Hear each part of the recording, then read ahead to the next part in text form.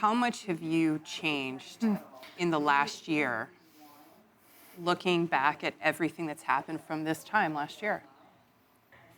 In one full year, I would say my life has changed probably in a 360 sense. How so?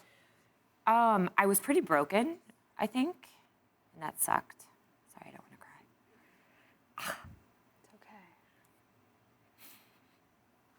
Oh, I'm not. Damn it. There's no way to compare who we are today with Who we were. the women we were before we walked into that courtroom. Yeah. Realistically, the women we were died in that courtroom, and we came out these like empowered, strong women who can now look evil in the face and say, we're not going to let you control us anymore. We've all grown so much in different ways. I know personally my life is, I would have never imagined working for, the state as an advocate for survivors of sexual assault and domestic violence. But now that I am, I can't see myself doing anything else ever again. I definitely feel like I am a brand new woman. And now I feel, standing here today, even that I'm making a difference, that I'm helping like younger girls and women and young men like be comfortable enough to share their story, tell their story. And I'm just happy to be able to like sit and stand with you all, having my back and doing it, because it's been a lot. It's been a long road, but I definitely feel better about it. I feel like I have a whole new understanding of who I am and what's important to me. Being public for so long before sentencing, it just felt hard.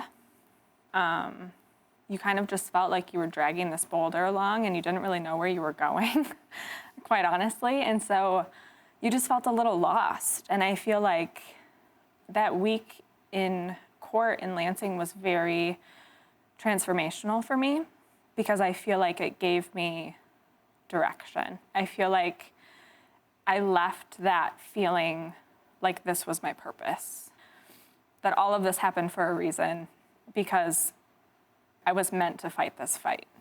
And understanding why, I don't know that I ever will, but having that understanding of I was built for this helps me heal. Being able to come forward with everybody else and to, even if it wasn't like publicly with my face, I feel like that was a huge step for me. I think using that as a stepping point to move forward and to see like the story like can affect people positively and you can make change with your voice instead of, instead of standing in the background and supporting that way. There's a way that you can move forward that will help change the future. Yeah. Making the choice to come forward and what you then had to grapple with. Looking back at that, what worked? What would you recommend to others? I would say, as hard as it is, just listen to your gut. For me, it was a very weird feeling that I didn't know why I wanted to come forward publicly, but I just felt like I had to. If I didn't come forward publicly and I didn't encourage others to amplify their own voice and tell their story and reclaim their own lives, then this horrible thing happened for no reason. Me coming forward and trying to help others, it felt like I wasn't just a victim anymore. It felt like I wasn't just suffering. It was, I'm gonna do something with this. Going back to where we've come or how far we've come, like, I feel like those, like for me personally, for some of those girls at the statement, it was like a letting go process. Mm-hmm. And I feel like for me, it was like an opening a can of worms process, like where we were then and how hard that was has really only made us all that much stronger. And I feel like kind of what Sterling was saying, like, I don't know why I had to come forward. Like, I don't know why I sat in that courtroom and decided to do that day, other than I knew that I had to. Mm-hmm. how do you support each other? What are you saying to each other that only you can tell each other? I think it's more of like it's like a silent understanding. Like it's not really what you say nor how you say it. It's just that sense of understanding. Like if you were to call at like 2, 3 in the morning, like you really don't even have to say anything. Yeah. Like we get it. There's also a code. Yeah. Call twice. Yeah. Yeah. Back to back. That means answer. Yeah. And if we answer, it's usually like, "Are you okay?" Right. And sometimes it's tears, and it's just, "I love you. Yeah. Talk to me." And then other times it's, "Hey, so I got a new baby thing today." But it is, I mean, it's definitely family. We know people we don't have to explain ourselves to. Yeah. So, the anxiety attacks or like the nightmares that, you can't sleep, we finally have a group of people that we can call, and like Trinea, I call Trinea just sobbing. And she's like, "It's okay." And I don't even have to tell her why I'm crying. Yeah. Yeah. Because she knows Yeah. What brings on a bad day?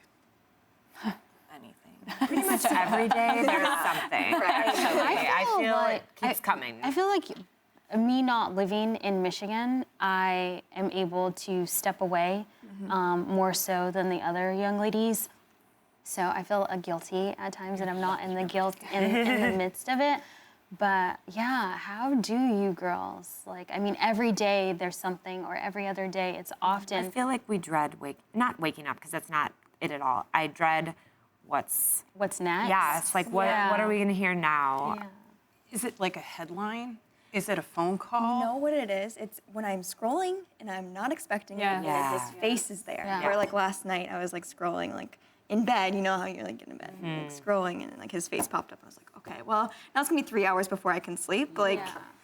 so that's is. one I of think those it's just the things. unexpected. I think, at least for me, it's just being unprepared for that. So things when like a new headline pops up that you're like, oh, that's interesting, or like, just being in Michigan, people talk about it a lot, Yeah. and so if like. In passing conversation. Right. So when you're overhearing. standing in line at a coffee shop and people are talking about the girls who are bringing down Michigan State, it's a really kind of off-putting. Especially when it's not like in good light, right? Yeah. Like I mean, you overhear something and it's not always a positive conversation, and that Right. could be triggering. What do you say to someone who wants to do the right thing and be supportive? I think that I much prefer, instead of somebody coming up to me and saying, "I'm so sorry," saying, "Thank you so much for using your Yes. voice." Something simple like that, just rephrasing the way that they speak about what happened, because, I mean, I don't want to be a victim anymore. I want to be a victor, and it's horrible. What happened is horrible. There's no changing that. And I appreciate people like feeling really sad about what happened, because that's how we make sure it doesn't happen again. But also, if we keep talking about it like, I don't know, people keep- Devastation. like it's like it is a tragedy, but it's also what has come out of it has been such a triumph for us, and we have to encourage other survivors to speak their truth. And if we look at people like they're damaged after they've talked about being sexually assaulted, that's not how we're going to change the culture.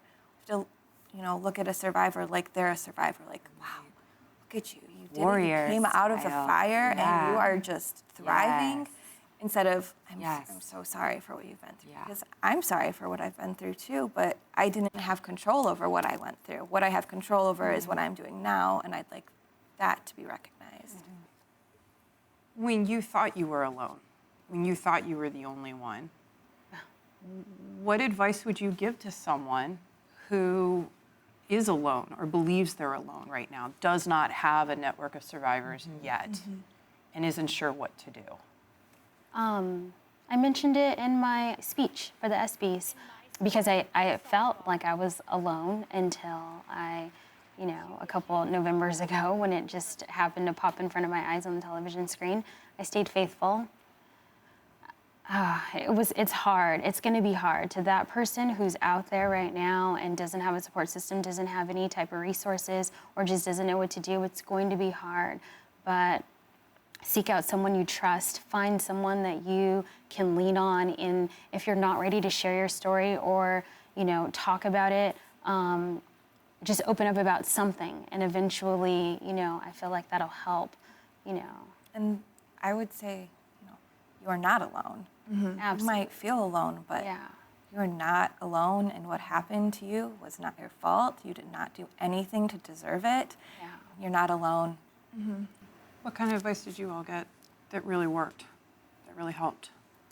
I don't know if it was a piece of advice necessarily, but I think the first time that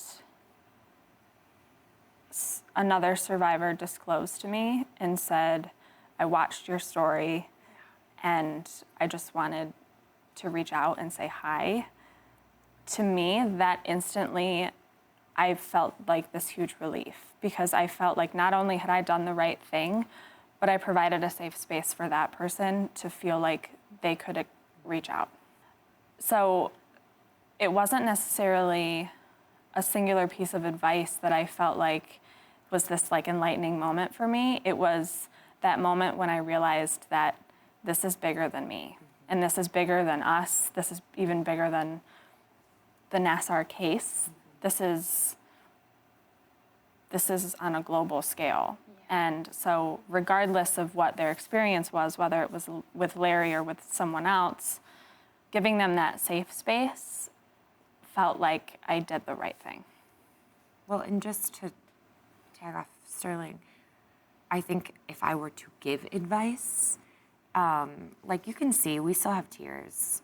It's a scary journey. And being brave doesn't mean every day is easy.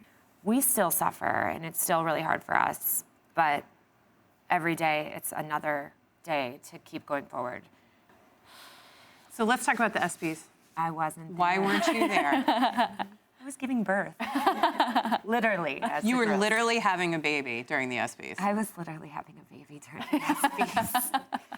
So were you able to watch, or were you having a baby? I was getting my second epidural and watching the girls as they were walking on the stage. And I'm like, I've already done this for 40 hours. Can't I have one more hour just to watch? And they were like, no. So I was sobbing my eyes out watching the girls go on stage. It was very powerful for sure. We decided to name our baby after the Arthur Ashe Award. So we named him Ash. His full name is Ashton, but he goes by Ash, for the courage of all of us. And Beautiful. It's pretty special. he's our little courageous warrior. So let's talk about medical professionals. You all are here because of a medical professional. Have you had difficulty trusting doctors and other medical professionals because of what happened? Yeah. I mean, I'm Yeah. not planning on having kids because, well, I'll probably adopt, but like I can't even imagine going back to a doctor and having them down there. And throughout the process, after I started getting abused, I went to the doctor and had such anxiety. I passed out, my heart stopped. And they were getting out the defibrillators like, oh my God, this girl is dying. And it was because I was so stressed in that environment that I just couldn't, my body shut down. So if you have a significant medical situation, you would rather not go? Yeah, it's happened a couple of times actually where I haven't gone to doctors for so long that I end up in the ER. And I'm not sure about any of you guys, but it's been it's hurt me more in other ways as well, where I'm not able to seek the medical treatment that I need because of the anxiety it brings me. Real physical potential health damage Yeah. in the future. Yep. Yeah, it's definitely a lasting impact. I know, like, being pregnant, the practice that I go to has been really great about allowing me to only see the female physicians, because I don't want to be alone in a room with a male physician. And even before I was pregnant, you know, I still have back pain on a daily basis because of Larry's neglect to actually treat my injury. And I tried once to go to the doctor and see if we could actually figure this out. And they recognized that so much of physical pain is also rooted in emotional trauma, or it's got some sort of background. And I just remember I was sitting in the chair just shaking so badly. And when I was doing my psych eval, and I remember her recommendation was hypnosis. Sorry. What are you thinking about? I'm sorry. I just hurt so bad for you. Like, just hearing you and, like, tell your story. And I just know, like, in November, like, I saw his face on the television screen, and I really just thought it was me. Like, he wasn't on the news for doing anything to us. It was just for, like, neighbor children. He had been accused of assaulting, and I thought, like, it was just me also added to the 2 children that I saw. But, like, hearing you and knowing that you can't live, like, a typical life, and you have to give up, like, things that you may have been looking forward to because someone snatched that from you. And I tried to, like, stop this and, like, stop him so you could live. And so, like, you didn't have to go through this. It just kills me. Like, I'm so sorry. I hurt so bad.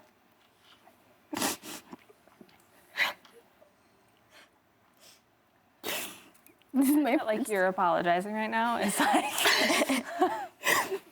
I mean, like, we've never been able to talk or, like, have a chance to interact. Like, I haven't interacted with these girls before, but just and knowing how young you are, and I feel like I'm ancient, like, in this. But I'm so sorry. Like, please, I wish, like, you. It's not you. It was And, like, but I just want you to be happy because I am a mom. Like, I have a family, and, like, I just know that the joy, even though I went through this terrible thing, like, I know the joy that brings me. Like, I want you to experience that. Like, I will. I'm gonna adopt. It's gonna You be can okay. have mine for a day. I'll come over. I'll and babysit. donate, and then you. yeah. It is. It's really sad. I think what a lot of people don't understand is, like, the depth of that, how much that affects you. Like, I remember, I don't know how, you, like, read my mind one day and, like, texted me and was like, are you okay? And I just remember it was so weird because I was just, like, having a freak out because it was that moment that, you know, Larry had always told me that my pregnancies were just going to be very painful if I could even get pregnant. And I just remember, like, you, like, being able to talk to you about that, being like, I know he said the same thing to me, and, like, having, like, you were going through that at the same time as me was, like, so helpful. If I'm a young woman and I'm not totally sure what to expect in an exam, what do you want to make sure women know to avoid what happened to you happening to them? What are the things that you ought to be looking for during any kind of medical exam? Well, I think it's really important that there's not a message of fear around this. I think that it's very easy to say, okay, don't trust anyone, everyone's a predator. It's more about being empowered and having the confidence to just ask questions. You know, just ask questions, and, you know, don't just assume that how things are being done is how it should always be done. And, you know, I think that it's not so much this message of don't trust anyone, it's trust yourself. Listen to your gut, always. There's a reason it is called your second brain. It has more nerve endings than any other part of your body combined other than your brain. So if your gut tells you this feels weird, it's probably not right. More than just you as the victim or the survivor, as a parent, you know, teaching your small children certain touch and how to communicate certain things. Because I was 8. I was very little.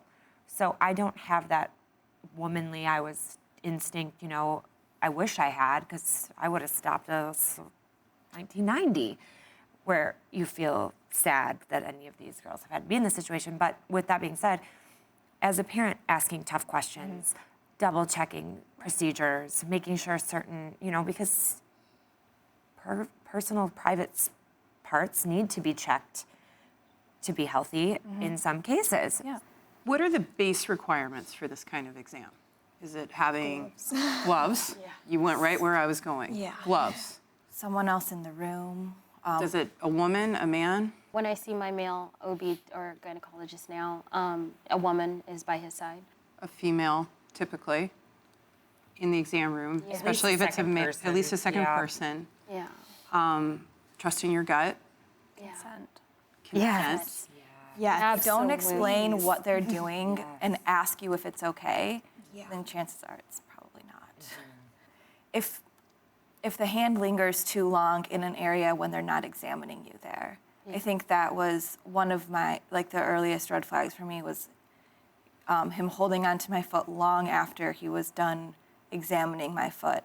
And it was just like, this is weird. Yeah. It ought to be clinical. Yeah. Or like arm around you when you walk into the room with it. Yeah, or giving you gifts, or saying, coming up with nicknames for you. That's probably not something that's appropriate for a doctor to do. Yeah. It should be precise, concise, clinical. Consensual. Yeah. Like you should be in control of what's happening to Yes. you. Yeah. Definitely. What can schools do better teaching young women about this very topic that we're talking about? Education, education, education on this topic. And it is not just girls. Yeah. Little boys are just as susceptible. And it's unfortunate because, women they come out more about this, where men and boys don't typically. And getting the education that is okay for them to come out and to talk to somebody that's safe, because It's an incredibly good point. yeah, it's really, it's unfortunate at this stage that men and boys don't feel like they can come forward about something like this, where women, it's like an accepted thing. I mean, I don't know anyone in my life that doesn't have some form of Me Too or some form of abuse in any fashion. So education at the youngest stage that you possibly I can. agree. Talk about it. Yeah. Talk about healthy sexuality and what does consent mean, and simple things like if you don't want somebody to hug you, you're allowed to say no to that. Yeah. I think that there's also a big problem with things like dress code, for example, in schools, you're teaching your students that women need to hide their bodies from the eyes of men or else they will be the distraction. So we're already teaching at an early age that a man's education is more important than a woman's education. So even little things like that you don't think necessarily go into sexual assault, we have to talk about humans as equals. That's where I feel like the education is failing, though, because having 2 children in grade school age, they don't come home and acknowledge and share with me that they've learned any of this on any, it's my responsibility as a parent to, instill in them the what and what nots and, how to deal and what to look for. And I think everybody thinks it's somebody else's responsibility. Yeah. So And they keep passing the, yeah. exactly. But they don't know how to talk about it. It's a really hard subject. How do you talk to your 5-year-old Yeah. about their private parts, or someone touching their private parts that shouldn't be, or if it makes them feel a certain way? It's a tough subject for my own parents, and I'm an almost 38-year-old woman, to have that conversation. So even education for the parents. How do you feel about the word victim?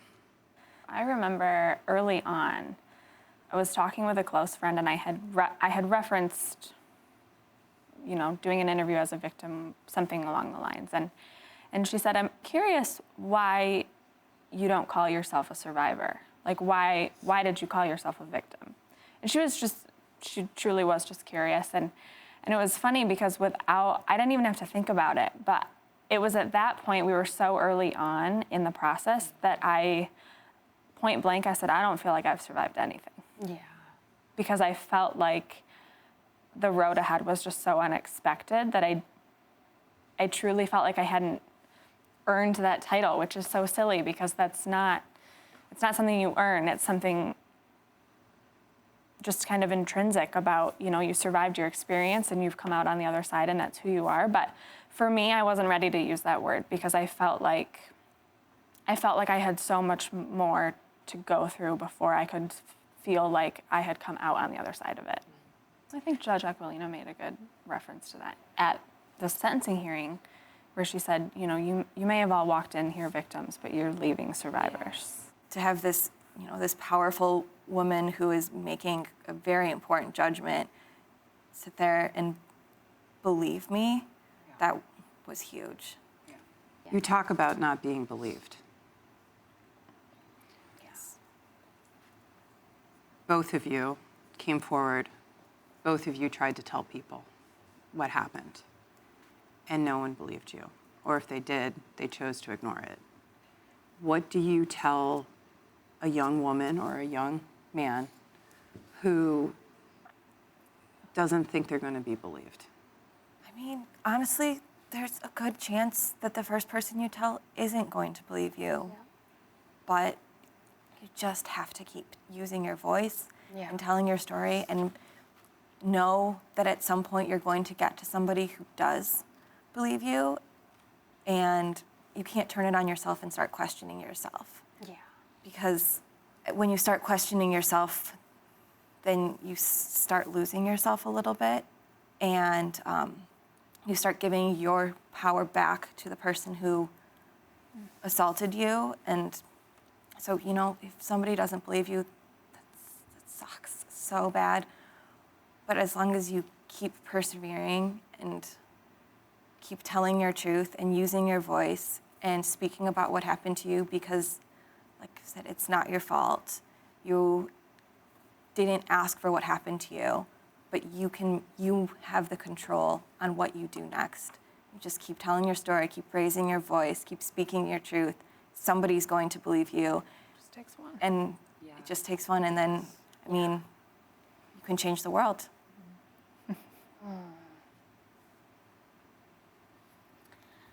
For 2 years straight, I really tried to, like, you know, let people know that not only was I uncomfortable, but I felt like something was wrong. And, you know, of course, if I could do it all over again, I would shout it from the rooftop and, like, you know, scream and shout and be that person that I'm not. I would, I swear I would. And it just, I mean, don't give up. I mean, we hear about, you know, opportunity and taking a job and, like, you know, going on interviews, and you're not always going to get the job, and people will slam doors in your face, and that's the same experience here. Like, move to the next, you know, and just continue to reach out in any way you can. We talked about victim versus survivor. What are words out there that people may use without necessarily thinking it through, or are using it consciously, that really hurt? I think that it's like questions that I think that people need to avoid, like the questions of, well, what were you wearing? Or, well, what did you say? Or How were you acting? how are you acting? Or why didn't you do something? Yeah, why didn't you? I remember my partner at the time, when I disclosed what had happened, said, well, what did you do that made the doctor think he could touch you like that? Mm-hmm. It's like, I showed up in his office. What do you mean? What did I do? Are you kidding me? This is a trained medical professional putting his hands down my pants without gloves against my will. I didn't do anything other than be there to meet a victim of sexual assault with questions about what they did that led up to the event. It doesn't matter what the person did that led up to the event. It matters that somebody else thought that they were important enough to do what they wanted to you. So I think that for me, it's asking the questions about how you got yourself into that situation that are really the most inflammatory and they just hurt. So let's talk about moving forward. Grace, what does the Army of Survivors mean to you?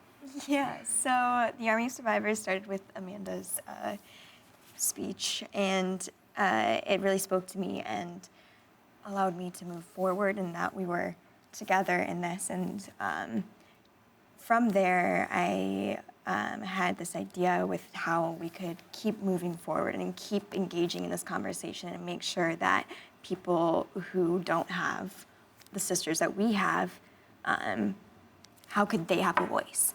And so I have started a nonprofit with a lot of the other girls. There are about 40 or 50 of us who are in conversation constantly.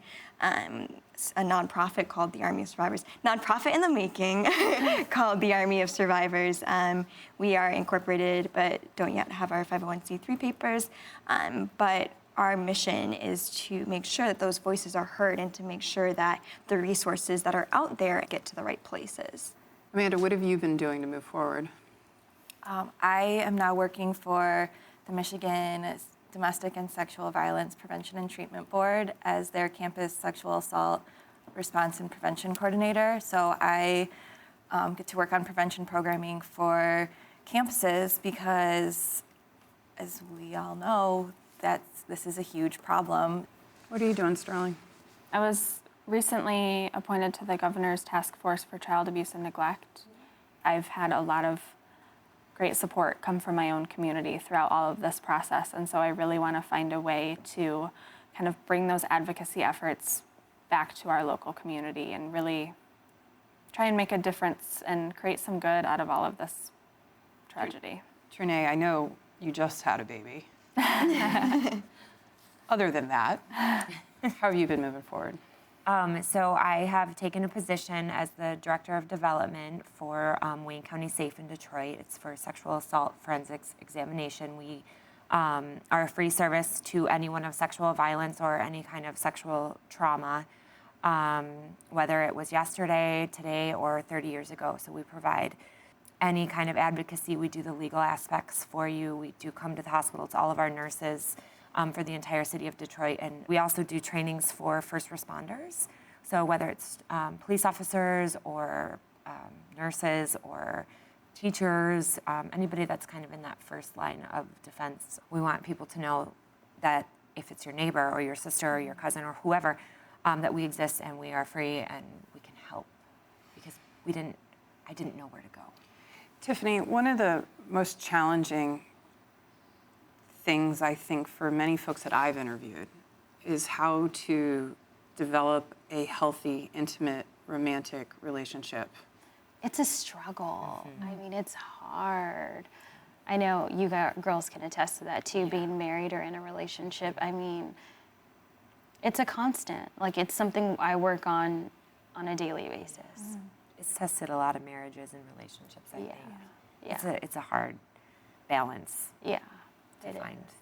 It's hard. It's difficult. But I also think it's that reminder that there are good guys out there. Yes. Absolutely. Definitely. And then girls. I think, yes, Or and girls. girls, yes, thank you. They're good people. Yes. You know, it's definitely hard to trust people, and it's hard to kind of let your guard down, but I think it's that reminder that good will outweigh the bad. Amanda, you talked about how you had a partner that didn't necessarily ask the right question. Are you still working through that? That was the last day of our relationship. That was it? That was it? Oh, yeah. Oh, it was done. I do not ask me what I wore. But I think that's very important for folks to know. Yeah. You don't put up with that. Yeah. Yeah, no, you can't. That's not the person for you. Well, exactly, because if somebody is going to make you feel like a sexual assault was your fault, what else are they going to do to you? Yeah. And I think that I found that was not a person that I needed to spend any more time around. I don't know when I'll be able to trust somebody again on that level, but It's a work in progress. yes. Well, it's even in families too. I think that all of us have had a lot of struggles with family members. I mean, not even just, you know, your personal relationship as far as marriage or, you know, however that looks. But I think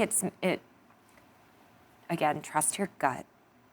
If that person should be in your life, whoever they are, keep them. But if they shouldn't, it's time for them to go. Bye. Bye. We're all sitting here because of sports. Sports is the connecting factor, everywhere from dance to softball, cheerleading, gymnastics, diving. What advice do you all have to put out there to coaches, to parents, to executives of sports leagues about what needs to be done better to keep this from happening? I think that there needs to be an understanding that you're not just building athletes, you're building people. For me, I know I struggled a lot when I was the most injured because it was the fear that I didn't know who I was without my sport. Yes. And I think if I couldn't do that sport, I had no idea what I would do. I didn't know who I was. I didn't know what my purpose was. I didn't know who my friends were going to be. I felt like my life would be empty. When your whole life becomes athletics, I think that's when things become dangerous. You have to recognize that your life is about so much more than just that sport. Tiffany, you were on scholarship. Your education depended on you going to a certain individual and getting a medical exam from him. Yeah. What do you tell folks who have to face the kind of choices that you faced? Education, scholarship, or continued abuse?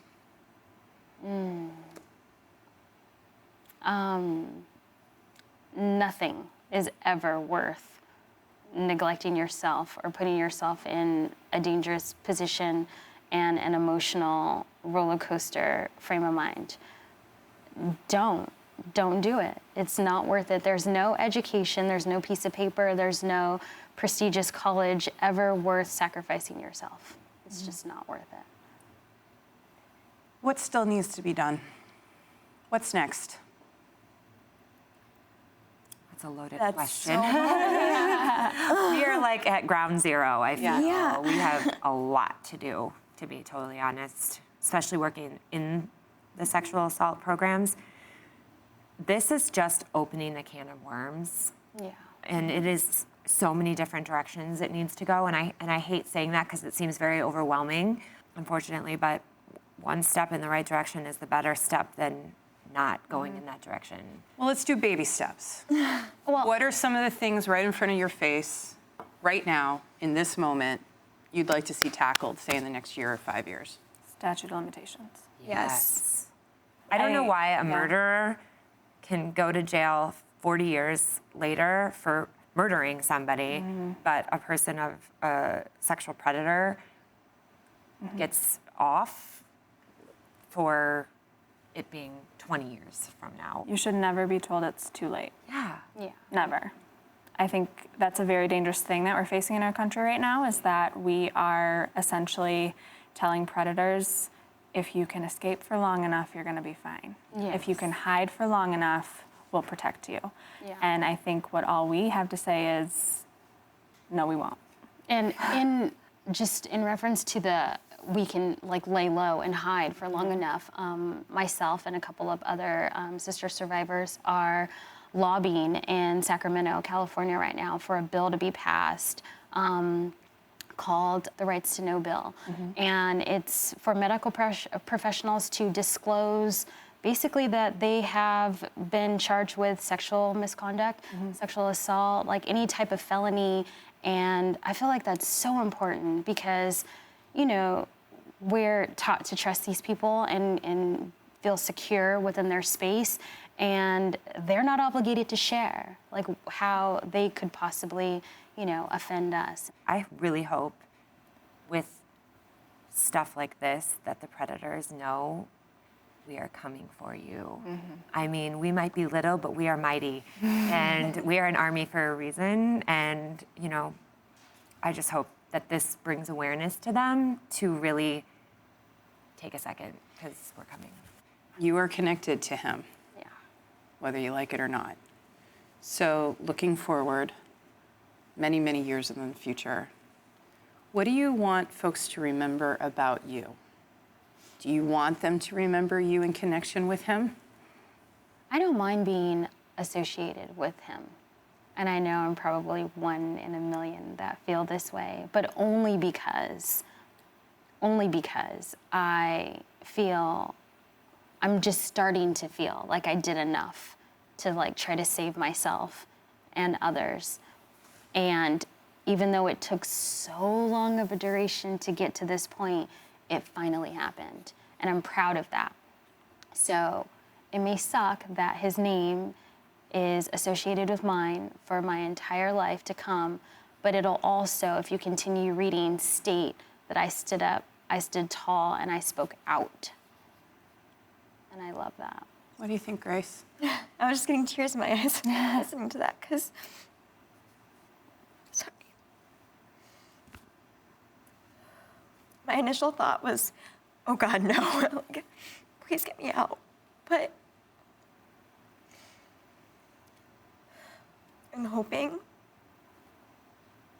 that someday I will feel like, I'm sorry.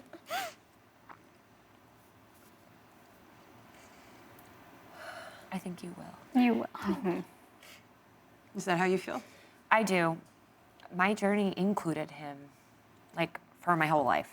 You know, on a personal level, a professional level, an athletic level. I mean, my life was completely involved him. So that's my story. And in order for me to go forward and to find little Graces of the world and give them a little push and to tell them that they will get there, I have to get there. We have done the work to make this better for the little ones to come. And if that's going to associate with him, then I'm going to be proud to be one of them. Sterling, what do you want your legacy to be? I think I would be doing myself a disservice if I tried to detach myself from him and his story. Yeah. And if my legacy is just being a small voice that helped someone else have a louder voice, then I'm perfectly fine with that. Yeah. How about you, Amanda? Honestly, I don't really like his name next to mine. He was a couple hours of my story, and I never went back. I don't think he deserves any more presence in my life. I mean, I guess he can get like a footnote, but No. I want to be remembered as somebody who believed other survivors and helped them find their voice and advocated for change and helped shift the culture from enabling predators to empowering survivors. I don't want him. He's not a part of my narrative. Yeah. Was coming forward worth it? I mean, yes. I mean, yes. Absolutely. 100%. 100%. Yep. Anyone has doubt in their mind about coming forward. It could ruin reputations. It could ruin relationships. Yeah. You might not get believed. I went through all of those things. But I can And if- help one person. Exactly. You can save one person. We've saved so many. And the relationships it ruins, really, do you want to be in those relationships with people who are going to judge you or look down on you or blame you for somebody else assaulting you? And I've gotten so many more people reaching out to me, apologizing for not believing me that when I came forward, back in the 90s. And a lot of people saying how strong I am now. Like it's more, you always fear the worst. I do, at least. I always fear the worst. It's just my go-to. But it's been such a positive. I think you'll come out stronger on the other side. Absolutely. I mean, it'll be hard. Yeah, without a mean, doubt. There's no doubt. There's hard days, there's bad days, Yeah. and but I think as you start to come out the other side of it, you'll be very proud of what you've walked through. Yeah. What brings you peace? Knowing that these people have reached out to me and that I've made a difference in somebody's life, even if it was just one or two people, and that brings me peace. Yeah.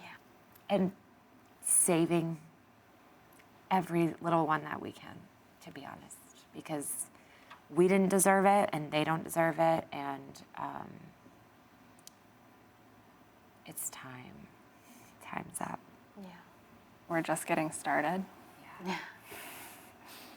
That we have so much more, and that for as much as we've accomplished, there's a lot more. There's a lot more to come. I always feel a sense of peace when I'm with you all. Yeah. Like that. Yeah. Yeah, I really do. I also find peace knowing that that this wasn't the wrong decision, that this wasn't for nothing, that I trusted my gut and I talked to someone and was advised to do the right thing and head in the right direction and never look back. And I'm so happy that I did. I think about in his office, his walls were lined with photos of little girls in leotards that he had helped. And when I feel like I can't keep going, I think of all of the photos that didn't go up on the wall Yeah. because of us. And you can't save everybody, but we definitely saved little girls that we'll never know. Coming here, sitting here, talking about it some more is incredibly hard, incredibly difficult stuff. And we cannot even begin to thank you guys for taking the time to talk about it, to talk about how to move forward, not about how to live in the past, how to help others. And we can't thank you enough. It's been a really, I think, enlightening, educational, and a very important conversation. And hopefully here's to many more of them. Thank you. Thank you. Thanks for listening and Yeah. believing us. Yeah. And continuing to share our story and our journey because like she said, we're just getting started.